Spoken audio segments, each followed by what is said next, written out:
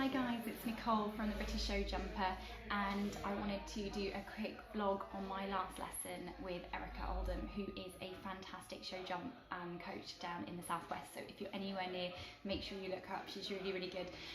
Completely changed my riding with Rio. I had kind of 6 months, first 6 months I found it very difficult to ride Rio, and our most recent lesson was last week, and it just goes to show why lessons are so important as well, guys, because you know I was a fairly experienced rider. I had 10 years out, I lost a lot of confidence, felt very, very unsteady on her, felt like she was gonna fuck me off most of the time. Most of the time she's just taking the mick out of me.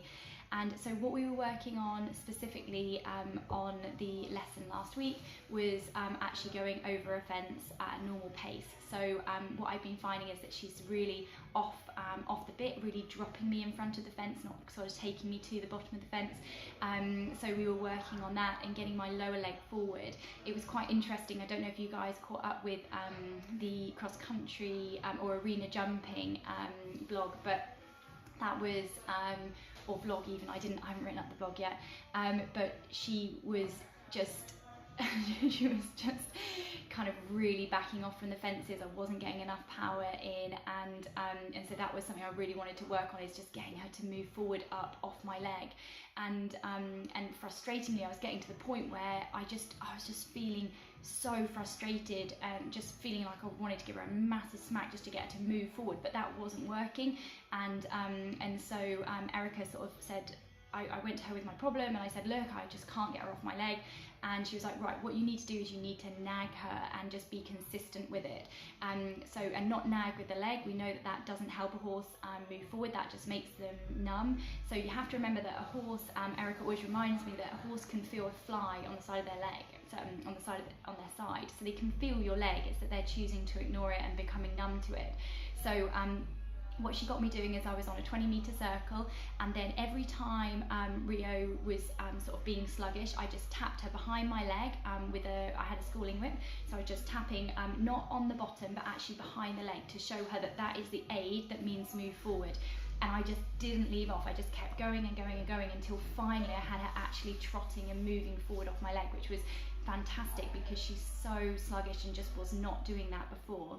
We then were looking at doing some nice just coming into a fence, and actually when you're coming in with a bit of impulsion, it didn't feel, I don't know if you've seen any of the videos from that arena jumping, but she's so disjointed over the fence. It's dum dum dum. I mean, the fences are quite big in some cases, but she's just so disjointed, and that's so frustrating, and I end up feeling like I'm going to be catapulted. And so what we were getting is just that forward canter and really getting her to say, right, let's move off the leg, let's move forward. And then actually we did some grid work as well, and she's jumping fences that are 1.10 meters, and I mean, that's not massive fences. To some people that's a big fence, but to sort of a professional, to the level that I want to get with, that isn't a big fence. But it actually felt like she was jumping at a 110 and not like a huge fence, because she's coming in with no impulsion, and it's just really effortful for her to do that. So yeah, it was really, really good. So we spent kind of probably almost sort of 60 minutes going through getting her going off my leg. So the exercises that I'm going to be doing this week are just making sure that I've got that schooling whip with me. I've got rid of the spurs, because again I was like trying to find any way to get her to move off my leg, and I just had it all wrong. I was thinking, right, well, I'll just try spurs or I'll try something else, but actually what I needed to do was just take a step back and say, right, okay, why is she not moving off the leg? Let's go back to basics. Let's not just try and jump big fences and jump them in a poor way. Let's go back, get her moving off the leg, and get a little bit more of a rhythm and a nice movement as well, and a balanced movement. So I will, it's half term this week, so I'm going to be a little bit off because my husband is off school, so I'm going to be doing a little bit of stuff with him. She's had her teeth done, so again, she's going to have a day, the only day I can ride, she's going to have a day off, which is frustrating, but that's fine. She can have a week off, and then we'll get back on it next week.